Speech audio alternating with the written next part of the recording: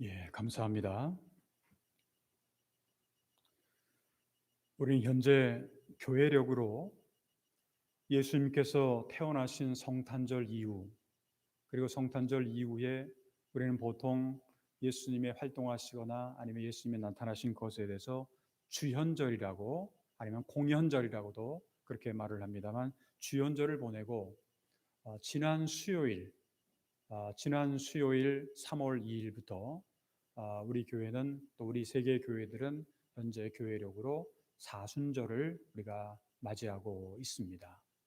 이 사순절이라고 하는 것은 부활절 이전의 기간에 40일을, 사순이라고 하는 말 자체가 10이라고 하는 뜻인데, 사순절이니까 40이라고 하는 그런 말인데, 좀 더 구체적으로 말씀드린다고 한다면, 이 사순절의 기간이라고 하는 것은 부활절 전 46일이 되는, 반드시 시작은 수요일부터 시작을 합니다. 그래서 제의 수요일이라고 그렇게 이야기를 하는데, 그래서 부활절 전날까지 합하면 46일이 그렇게 되게 됩니다. 이 기간에는 6번의 주일이 있고, 그리고 평일이 40일이 그렇게 합해지게 되는데, 기본적으로 주일은 사순절에 포함되어 있지가 않습니다. 그리고 그 평일만을, 보통 월요일부터 시작해서 토요일까지 그 평일만을 우리는 사순절이라고도, 그렇게 사순절이라고 이야기를 합니다. 그래서 금년도는 좀 전에 말씀드렸던 것처럼 3월 2일, 지난 수요일 3월 2일 제의 수요일로부터 시작을 해서 부활절 전날인 4월 16일에 이제 끝이 나게 되고, 4월 17일이 금년도 부활절을 우리가 맞이하게 됩니다. 신앙생활을 함께하고 있는 우리는 해마다 이 사순절을 우리가 지내고 있게 되는데, 이 사순절은 우리가 이제 어떤 의미가 있을까 하는 것을 생각해 보게 될 때, 주님께서 이 세상에 계실 때 당하셨던 고난, 그리고 죽으심, 이것을 깊이 생각하면서 그분이 오늘을 살아가고 있는 나에게, 우리들에게 어떠한 의미가 있을까라고 하는 것을 다시 한번 새롭게 다짐하는 그러한 시간이라고도 볼 수가 있습니다.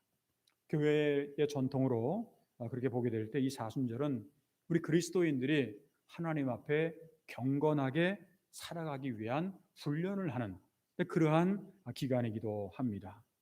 그리스도의 경건 훈련이라고 하는 것, 보통 우리가 세상에 살아가면서 크리스천으로 살아갈 때 경건 훈련이라고 하는 것은 여러 가지 있을 수가 있습니다만, 가장 기본적으로 되는 게 뭐냐면 기도 생활, 하나님 앞에 늘 기도 생활하고 하나님의 말씀을 늘 묵상하는 것, 그리고 여러 가지 내가 하고 싶은 거, 내가 먹고 싶은 거, 내가 누리고 싶은 거 다 하지 않고, 좀 어떻게 보면 욕심을 제거하고 욕심을 절제하는 그런 금욕 생활과 더불어 그 대신에 남들을 구제하고 봉사하고 사랑을 실천하는 그러한 내용들이 바로 우리 경건의 내용이라고도 그렇게 볼 수가 있습니다. 경건에 대해서 신약성경에 보게 되면 사도 야고보가 이런 얘기를 한 적이 있습니다. 야고보서 1장 27절에 보게 되면 이런 말씀이 기록이 되어 있습니다. 하나님 아버지 앞에서 정결하고 더러움이 없는 경건은 곧 고아와 과부를 그 환난 중에 돌보고 또 자기를 지켜 세속에 물들지 아니하는 그것이라, 그렇게 말씀을 하고 있습니다. 경건이라고 하는 게 뭐냐? 우리가 많은 사람들이 경건한 생활을 해야 된다 하는 표현을 많이 하고 있습니다만, 경건한 생활이라는 게 뭐냐? 하나님 앞에서 우리가 날마다 정결하게 생각하면서 이 세상과 세속과 물들지 않게 하고, 나 혼자만 경건하면 되냐? 그런 건 아니죠. 어려운 이웃들에게 사랑을 실천하는 것을 의미합니다. 여러분들이 잘 아시는 것처럼 현재 우크라이나에서 전쟁이 일어나서 얼마나 많은 사람들이 지금 어려움을 당하고 고통을 당하고 있는지, 그래서 주변에 있는 많은 나라들이 그 어려움 당하는 사람들, 피난민들, 고통받는 사람들을 어떻게든지 도와주려고 그렇게 노력하는 그런 모습들은 우리가 매스미디어를 통해서 잘 아실 수 있을 겁니다. 자기는 괜찮지만 어려움을 당하는 그런 많은 사람들을 위해서 함께 사랑을 실천하는 것도 경건의 내용이요 훈련이라고도 볼 수가 있다고 하는 겁니다. 예수님께서 우리 성도들의 경건한 그러한 생활에 대해서 특별히 이제 산상수훈 같은 데 보게 되면 적극적인 의미로 우리에게 권했던 말씀이 있습니다. 그 권했던 말씀이 뭐냐면 이 세상에서 빛과 같이 생활해라 하는 말씀이에요. 이 세상에 빛이 되어라. 마태복음 5장 14절로부터 16절을 보게 되면 너희는 세상의 빛이라. 산 위에 있는 동네가 숨겨지지 못할 것이요 사람이 등불을 켜서 말 아래 두지 아니하고 등경 위에 두나니 이러므로 집안 모든 사람에게 비치느니라. 그 다음 말씀 참 중요합니다. 이같이 너희 빛이 사람 앞에 비치게 하여 그들로 너희 착한 행실을 보고 하늘에 계신 너희 아버지께 영광을 돌리게 하라. 빛이라고 하는 것은 그냥 우리가 이렇게 어떤 전기불을 비치거나 이런 거를 의미하는 것이라기보다는 우리의 착한 행실, 우리의 경건한 모습, 그것을 보면서 많은 사람들이 참 훌륭하다, 참 멋지다 하는 어떤 그런 것을 통해서 하나님께 영광을 돌리게 하라고 하는 그러한 이야기입니다. 이 말씀은 하나님을 섬기는 우리 성도들이야말로 이 죄악으로 인해서 어두워진 이 세상을 밝히는 그러한 빛이라고 하는 것을 우리에게 말씀을 하고 있습니다. 그러니까 그 죄악된 이 세상을 인간의 욕심과 인간의 마음과 인간이 하고 싶은 대로 그런 것을 밝히는 빛이 되려고 하면 우리에게 필요한 것이 있어요. 그게 뭐냐면 바로 경건한 생활을 하는 것이라고 하는 거죠. 오늘 조금 전에 함께 여러분들과 읽었던 성경 본문의 말씀에 의하면 이 사도 바울은 신앙의 아들 디모데에게 경건에 대해서 이렇게 권면을 합니다. 오늘 7절 8절에 있는 말씀을 보게 되면 망령되고 허탄한 신화를 버리고 경건에 이르도록 내 자신을 연단하라. 육체의 연단은 약간의 유익이 있으나 경건은 범사에 유익하니 금생과 내생의 약속이 있느니라. 육체의 연단은 약간의 유익이 있으나 지금 여러분들이 아마 얼마 전에 그 동계올림픽을 올렸던 것, 그리고 지금 파라림픽이 지금 진행되고 있는데 사람들이 열심히 훈련하고 노력을 해서 육체 연단이라고 하는 것도 이제 금메달을 따고 뭐 하는 그런 것도 유익이 있다는 거죠. 근데 약간의 유익이 있으나 경건은 범사에 유익하니 금생과 내생에, 지금 이 세상에 사는 우리들뿐만 아니라 앞으로 미래에 그런 하나님의 나라에 가는 그런 내생의 약속이 있다. 그렇다고 한다면 이 경건한 생활이 얼마나 우리에게 중요한 것인가를 오늘 말씀은 가르쳐주고 있는 내용입니다. 그래서 오늘은 3월의 첫 번째 주일이자 사순절 첫 번째 주일을 맞이하면서 사도 바울이 믿음의 아들 디모데에게 권면하고 있었던 경건의 내용이 무엇인지, 그리고 경건한 생활을 위해서 우리에게는 어떠한 훈련이 필요한지에 대해서 함께 생각해 보면서 오늘은 경건한 생활과 훈련이라고 하는 그런 제목으로 말씀을 드리도록 하겠습니다. 그러면 경건한 생활을 위해서 우리가 실천해야 될 훈련은 구체적으로 어떠한 것들이 있을까? 오늘 성경 본문은 우리에게 어떠한 것을 말씀하고 있을까? 몇 가지로 나눠서 말씀을 드린다고 한다면 먼저 첫 번째로는 우리는 날마다 하나님의 말씀을 배우고 깊이 묵상하고 그리고 그 말씀대로 실천하는 생활이 필요하다라고 하는 겁니다. 이제 말씀에 대한 건데 말씀을 깊이 배우는 것으로 머리에 잔뜩 넣어가지고 머리에 지식적으로 아는 것으로만 끝나지 말고 이 말씀을 깊이 묵상하는 거예요. 묵상한다라고 하는 말은 자기 것으로 만든다라는 거예요. 자기 것으로 만들면 이것이 이제 생명의 말씀으로 나타나기 위해서는 말씀을 실천해야 됩니다. 그러니까 이런 과정이 필요하다는 거죠. 오늘 성경 말씀 5절 6절을 보게 되면 하나님의 말씀과 기도로 거룩하여짐이라. 내가 이것으로 형제를 깨우치면 그리스도 예수의 좋은 일꾼이 되어 믿음의 말씀과 내가 따르는 좋은 교훈으로 양육을 받으리라. 그렇게 기록이 되어 있습니다. 먼저 경건한 생활이라고 하는 것은요, 하나님의 말씀인 성경 말씀을 듣고 깊이 묵상하고 이것을 실천하는 곳에서부터 바로 경건한 생활이 시작된다라고 하는 겁니다. 그리고 신앙은 하나님의 말씀을 배우면 배울수록 우리의 신앙은 자라게 되어 있습니다. 하나님이 누구신지, 예수님이 누구신지, 왜 이 땅에 예수님께서 오셨는지, 그리고 나는 도대체 누구인지, 그리고 이 세상에 지금 범람하고 있는 죄가 도대체 뭔지, 인간의 욕심을 통해서 나타나는 죄가 도대체 뭔지, 왜 전쟁이 일어나고 있는지, 믿음이 무엇인지, 이 모든 것들을 다 성경 말씀을 통해서 우리가 배우고 그 신앙의 지식을 가지게 되면서부터 믿음이 조금씩 자라기 시작한다라고 하는 겁니다. 그래서 우리는 날마다 하나님 말씀을 가까이 하는 훈련을 받는 것이 중요하다라고 하는 겁니다. 전도서 5장 1절을 보게 되면 이런 말씀이 있습니다. 너는 하나님의 집에 들어갈 때 네 발을 삼갈지어다. 가까이하여 말씀을 듣는 것이, 가까이 말씀을 듣는 것이 우매한 자들이 재물 드리는 것보다 나으니 그들은 악을 행하면서도 깨닫지 못함이니라. 많은 사람들이 지금 뭐 전쟁을 하면서도 우크라이나의 입장이나 또 러시아의 입장이나 다 자기는 옳다는 거예요. 그러니까 자기는 다 옳고 남은 다 그르다라는 겁니다. 요즘에 이번 주에 우리 한국의 대통령 선거가 있게 되는데 잘 나오는 말 중에 하나가 뭐냐면 내로남불이라는 말이 참 많아요. 내로남불. 내가 하면 로망스, 남이 하면 그런 불륜, 뭐 이런 식으로 이제 그러니까 다 자기만 잘났다는 거예요. 각 당도 자기만 잘났다 그러고 나라들도 결국 러시아는 자기 입장만 얘기하고 뭐 우크라이나도 마찬가지고 거기에 대해서 세계는 또 이렇게 다른 입장이고 근데 이런 것을 생각하다 보니까 악을 행하면서도 자기가 악인지 모르는 거예요. 이게 참 무서운 겁니다. 하나님의 말씀을 가까이 하지 않으면요. 자기가 죄를 지으면서도 이 죄를 짓는 것조차도 모른다라는 거예요. 깨닫지 못한다라고 하는 겁니다. 뭐 어떤 사람이 이 세상에서 복된 사람일까요? 제가 여러분들한테 뭐 누누이 성경을 통해서 말씀을 드렸습니다만 우리가 저뿐만 아니라 많은 분들이 좋아하는 성경 구절 가운데 시편 1편이 있습니다. 시편 1편 1절부터 3절을 보게 되면 거기 그런 말씀이 있죠. 복 있는 사람은 그 어떤 사람이 복 있나? 악인들의 꾀를 따르지 아니하며 죄인들의 길에 서지 아니요 오만한 자의 자리에 앉지 아니하고 2절이 참 중요합니다. 오직 여호와의 율법을 즐거워하여 그 율법을 주야로 묵상하는도다.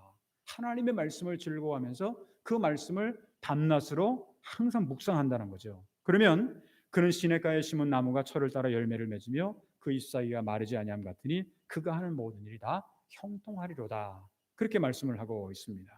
그러면 말씀을 묵상하고 실천하는 훈련은 그럼 어떻게 하면 좋을까요? 먼저 우리는 늘 식사를 하지 않습니까? 밥을 먹지 않습니까? 그러니까 밥을 먹듯이 영의 양식인 말씀을 우리는 늘 읽어야 된다라는 거예요. 밥은 잘 먹는데 성경을 안 읽는다. 그거는 자기 몸은 육체적인 몸은 건강할지 모르지만 영적으로는 그렇지 못하다는 거예요. 기아 상태가 될 수 있어요. 그러니까 시간을 정해놓고 우리가 하나님의 말씀인 성경을 계속해서 읽으시길 바랍니다. 우리가 주보에다가도 여러분들에게 이번 주에는 어느 정도 읽어야 된다라는 것을 매주마다 여러분들에게 해서 1년 동안은 우리가 성경을 한 번은 통독을 하자 하는 이제 그런 것을 계속 우리가 교육부 주관으로 그렇게 하고 있는데 매일 시간을 정해놓고 조금씩 읽다 보면요. 그게 벌써 1년이 가면 한 번을 다 읽게 된다라고 하는 겁니다. 그러니까 하나님의 말씀의 성경을 계속해서 우리가 읽어야 된다라는 거예요. 어떻게 보면 목사님 아무리 읽어봐도요. 이 도대체 무슨 말인지 잘 모르겠어요. 하는 그런 분들이 있는데 여러분들 성경은요. 아주 학식이 많고 공부 많이 한 사람이 읽는 게 아니라요. 읽다 보게 되면요. 하나님이 지혜를 주세요. 깨달음을 주세요. 그러니까 똑똑한 사람들이 성경 잘 읽는 것 같죠? 오히려 더 안 읽습니다. 그러니까 모르는 사람들이 읽으면 하나님이 지혜를 주셔서 옛날에 우리 어른들 같은 경우에 우리 부모님 세대라든가 그 이전의 세대 사람들 보게 되면 그 옆에 그 난 놓고도 글자를 모르던 분들이 성경 말씀 읽으면서 글자를 배우게 되는 근데 그러한 경험들이 얼마나 많이 있습니까? 그러니까 처음에는 잘 이해가 안 되더라도 그냥 말씀을 가까이 하면서 읽어보면 그 뜻을 깨달을 수 있는 거예요. 두 번째가 뭐냐면 말씀을 자주 듣는 기회를 만드시기 바랍니다. 우리 요즘에 그 뭐 텔레비를 보거나 아니면 뭐 인터넷을 통해서 보거나 맨날 나오는 게 뭐죠? 그냥 전쟁 얘기밖에 안 나와요. 그리고 또 한국 같은 경우에는 또 선거 얘기밖에 안 나와요. 그 선거 얘기도 맨날 그냥 서로 간에 비방만 하는 거예요. 뭐 이런 거 다 듣다 보게 되면요, 그냥 살고 싶지 않을 정도로 왜 이렇게 사람들이 이렇게 못됐나 하는 생각이 들 정도로 있는데, 그러니까 우리가 들어야 될 거는요, 이 세상의 소문이라든가 이 세상의 여러 가지 중상모략이라든가 이런 거는 좀 듣지 말고 하나님의 말씀을 좀 가까이 하면 얼마나 좋아요. 설교 말씀을 우리가 가까이 하는 거 참 좋습니다. 요즘에는 세대가 좋아가지고요, 인터넷에 들어가면 유튜브라든가 이런 데 들어가게 되면 세계 어느 나라 어느 목사님의 유명한 목사님의 설교도 얼마든지 다 들 수 있는 그런데, 저는 여러분들이 그런 거 많이 들었으면 좋겠어요. 그런데 그것만 다 듣지 말고 우리 교회도 사실은 2006년 정도부터 우리가 온라인 예배를 하기 이전에 매주마다 저희들이 예배를 일본어, 한국어를 홈페이지에다 이렇게 올리고 있습니다. 그러니까 여러분들이 주일날 딱 한 번 설교 듣고 끝나지 말고, 내가 조금 부족하다고 생각하면 다시 한번 집에 가셔가지고, 아니면 여러분들 스마트폰으로도 마찬가지고 한번 들어보시길 바랍니다.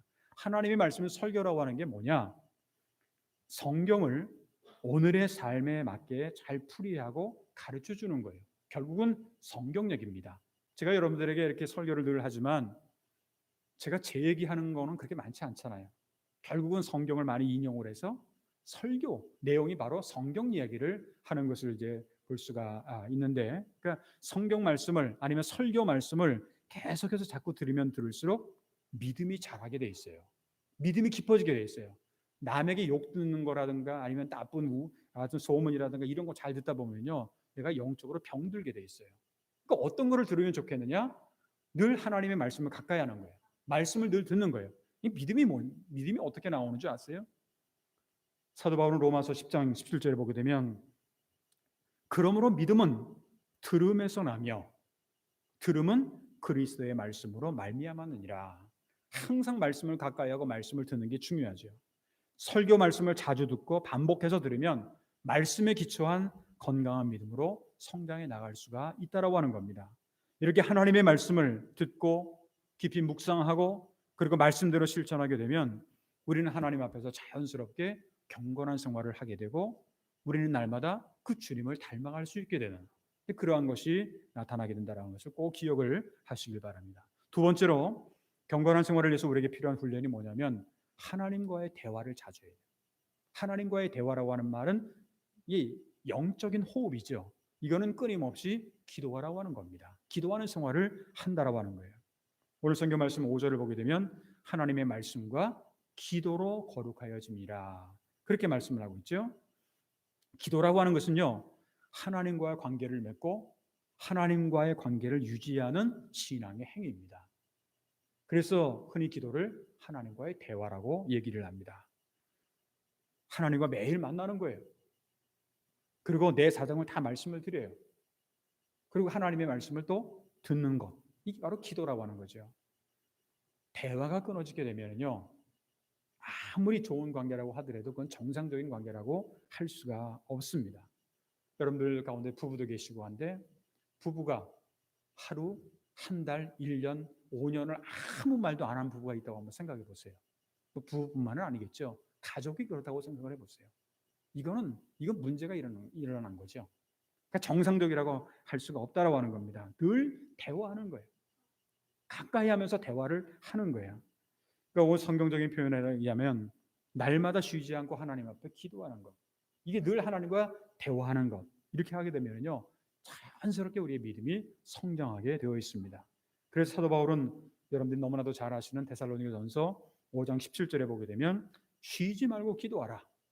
쉬지 말고 기도하라고 하는 말은, 어떤 분들 그렇게 얘기하더라고요. 아니 목사님, 어떻게 쉬지 않고 기도를 합니까? 쉬지 않고 기도하는 방법이 뭔지 아세요? 항상 기도하는 마음을 갖고 있으면 쉬는 것도 기도가 될 수가 있다라고 하는 그런 얘기입니다. 또한 기도를 영적인 호흡이라고 얘기를 합니다. 사람이 숨을 쉬지 않으면 죽을 수밖에 없듯이 우리의 영혼도 마찬가지입니다.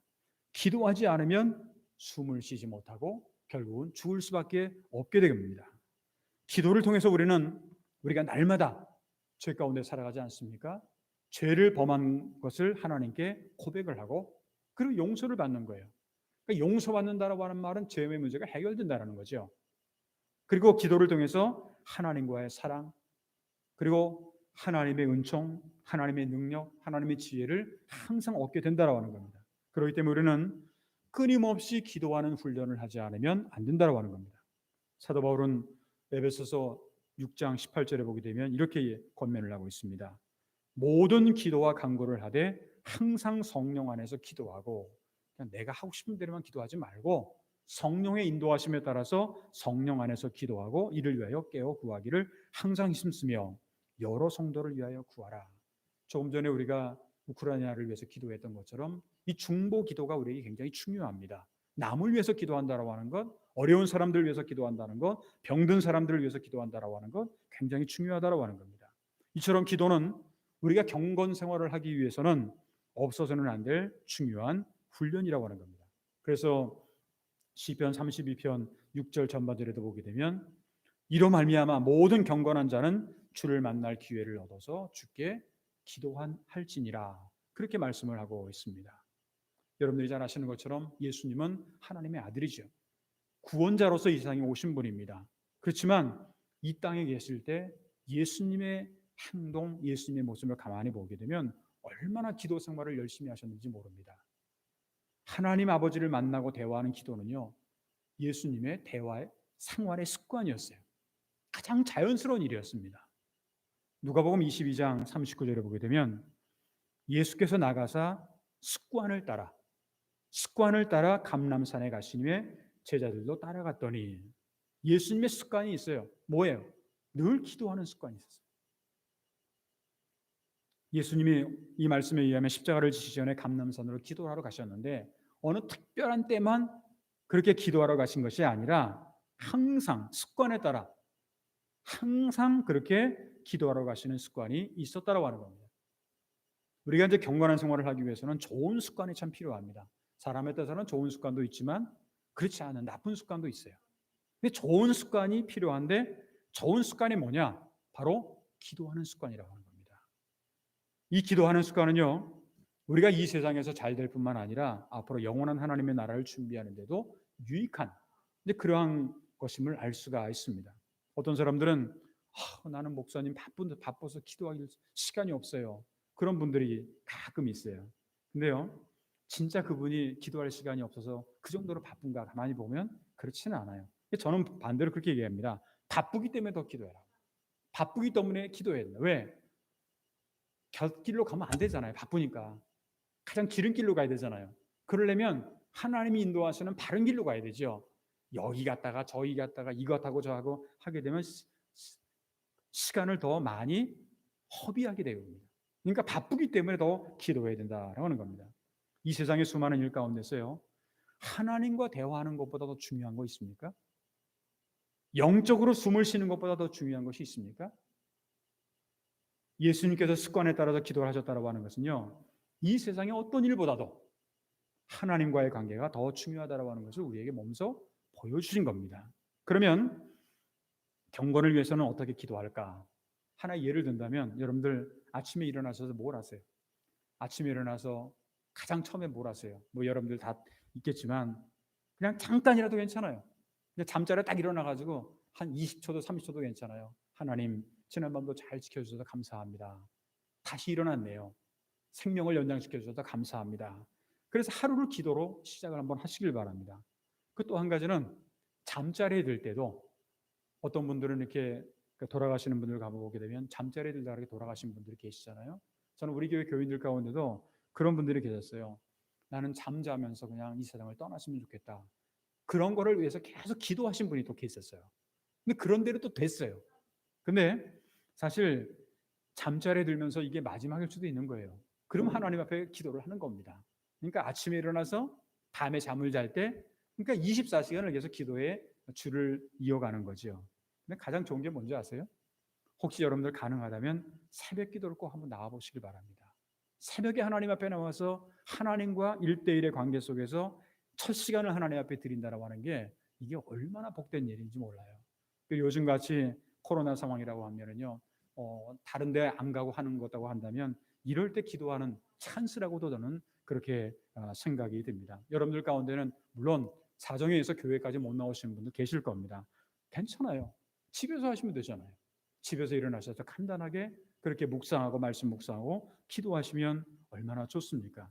하나님과의 대화인 기도라고 하는 거는요, 경건의 훈련으로서 우리가 이 세상에서 승리할 뿐만 아니라 거룩한 삶을 살아갈 수 있는 좋은 비결이라고 하는 겁니다. 따라서 우리는 사순절을 보내면서 기도를 통해서 경건을 위한 훈련을 우리가 해 나갈 수 있어야 되겠다라고 하는 겁니다. 세 번째 마지막으로 경건한 생활을 위해서 우리에게 필요한 훈련은요. 조금 전에 제가 습관에 대한 말씀을 드렸는데 예수님의 좋은 습관이 기도가 있다고 말씀을 드렸는데 경건을 위해서 좋은 습관을 갖는 거예요. 오늘 성경 말씀 7절 8절을 보게 되면 망령되고 허탄한 신화를 버리고 경건에 이르도록 내 자신을 연단하라. 육체의 연단은 약간의 유익이 있으나 경건은 범사에 유익하니 금생과 내생의 약속이 있느니라. 이 금생과 내생의 약속이 있는 그거를 위한 좋은 습관이라는 게 얼마나 우리에게 좋은 겁니까? 근데 경건을 위한 좋은 습관 가운데는요, 말씀도 좋고 기도도 다 좋아요. 근데요, 이 모든 것을 다 포함할 수 있는 게 있어요. 그게 뭔지 아세요? 바로 예배라고 하는 겁니다. 예배는 하나님과 우리와의 관계뿐만 아니라 신앙생활의 가장 기본이 되는 신앙의 행위입니다. 우리가 이제 교회에 나오면 제일 먼저 예배에 참석하게 되잖아요. 그리고 하나님 앞에 예배를 드리게 됩니다. 신앙생활은 어떻게 보면 교회 생활도 마찬가지입니다만 예배로 시작해서 예배를 통해서 이루어지고 예배로 끝이 나야 되는 거예요. 그렇기 때문에 예배 생활을 잘하는 사람, 예배를 잘 드리는 사람들은요, 정말 경건한 생활을 잘 할 수가 있어요. 물론 요즘에 이 코로나 상황이다 보니까 교회 못 나오는 분들이 많이 계세요. 온라인을 통해서 예배를 드리는 분도 많이 계십니다. 그러니까 저는 온라인이든 아니면 그 오프라인이든 대면이든 비대면이든 예배의 자리에 있다라고 하는 것, 예배를 드린다라고 하는 것, 이것이 중요하죠. 어느 장소보다도 지금과 같이 어려운 현실 가운데는 여러분들 예를 들어서 병원에 입원해 있는 분들이라든가 아니면 좀 병 때문에 교회 못 나오시는 분들이라든가 이런 분들은 제가 이제 어떤 분에게 그런 얘기를 들었어요. 목사님, 제가 이렇게 좀 수술을 해가지고 이렇게 있는데 이제 우리 교회에 이렇게 온라인 예배라고 있는 것이 있다라고 하는 것이 얼마나 감사한지 모른다고 하는 그런 말씀을 제가 들은 적이 있습니다. 어쨌든 간에 예배를 잘 드려야 해요. 온라인이든 오프라인이든 예배를 잘 드리는 것. 또한 우리가 하나님 앞에 예배를 드리면요, 예배만 딱 드리고 끝나는 게 아니에요. 이제 세상으로 흩어져서 나가지 않습니까? 여러분들 예배 드리고 다 세상으로, 가정으로 돌아가지 않습니까? 그러면 우리는 예배 열매를 맺어야 돼요.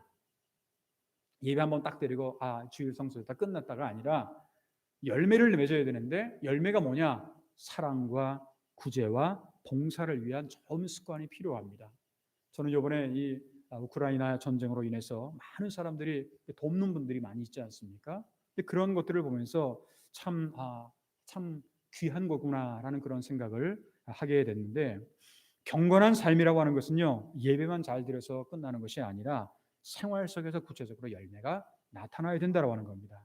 여러분들 예배가 영어로 뭔지 아세요? 서비스입니다. 근데 봉사도 사실은 서비스예요. 예배와 봉사는 결국 영어로는 같은 개념입니다. 하나님 앞에 서비스하고 그다음에 세상에 나가서도 사람에게 서비스하는 것, 이것이 바로 우리가 생활 속에서 경건의 열매가 나타나야 된다고 하는 그런 의미입니다. 제가 처음에 야고보서의 말씀을 인용을 했는데 다시 한번 그 말씀을 야고보서 1장 27절을 다시 한번 보게 되면 이런 말씀입니다.